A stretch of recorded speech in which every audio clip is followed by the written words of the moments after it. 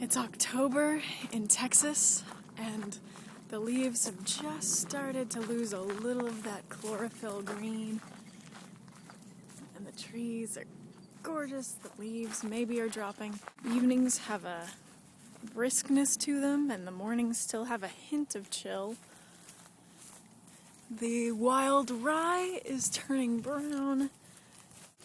Now comes the time for one of my favorite holidays, favorite commercialized holidays, Halloween. And it also comes time, I'm surprised to learn, for people in small towns and small churches everywhere to show their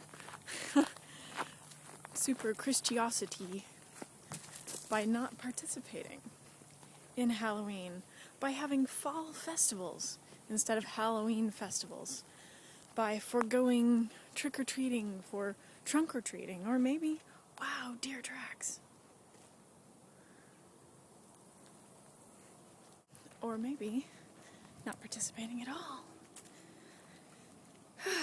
And what I hear so often from people who like to forego such things is Halloween is a pagan holiday. Halloween worships Satan. Halloween is the devil's birthday. Okay, first of all, if the devil is real and is spiritual, it doesn't have a birth, just like it wouldn't have a belly button. There was no placenta. There was no female birthing it. Secondly, if it has a birthday, a creation day, guess who created it? God, if God exists. Also, you think Halloween is a pagan holiday? Got news for you. So is Christmas. So is Easter. You're just not afraid of those because no pastor or parent told you to be.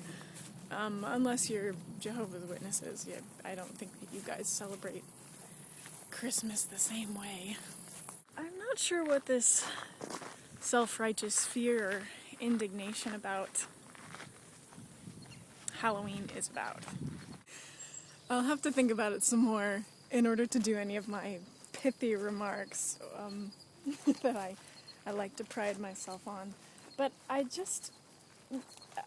even when I was a Christian, when I was a youth director, I worked very hard to let the kids know, to let everybody know, that Halloween was just like every other Christian holiday we celebrate, especially the ones that are so successful commercially. They are co-opted Roman holidays, which were co-opted pagan holidays. Holidays have a rich history, which is a lot of fun, actually, to learn about.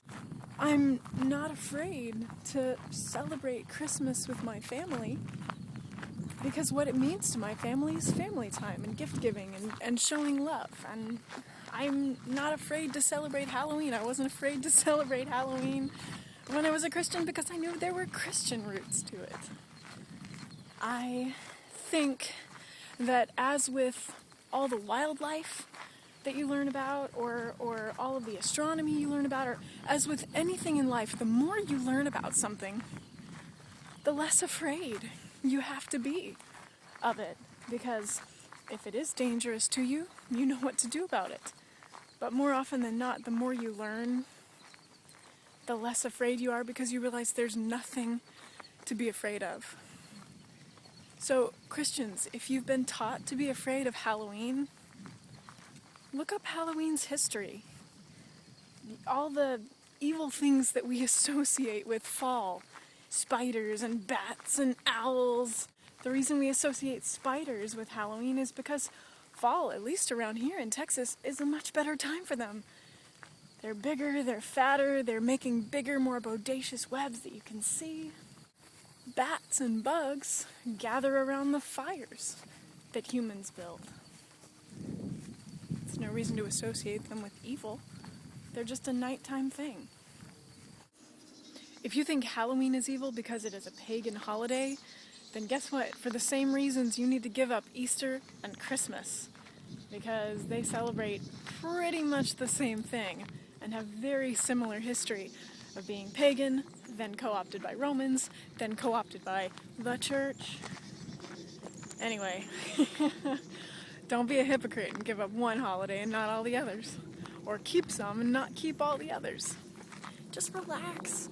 Maybe your eternal soul doesn't rest upon whether or not you take a stand against Halloween and instead celebrate Fall Festival. I think basically the lesson is, if people are telling you to be afraid of something, find out why. Don't just find out what they're telling you to be afraid of. Do your own research. That's always a good idea. Do your own research. And if somebody's trying to instill fear in you, you might want to do some conjecturing about why they want you to be fearful. What's that about? We have the power to choose how we react to things. And I think the key to not being afraid is to gain more wisdom and more knowledge. So rather than just assuming something is terrible or believing some authority figure, do the research yourself. Look it up yourself. And don't be afraid.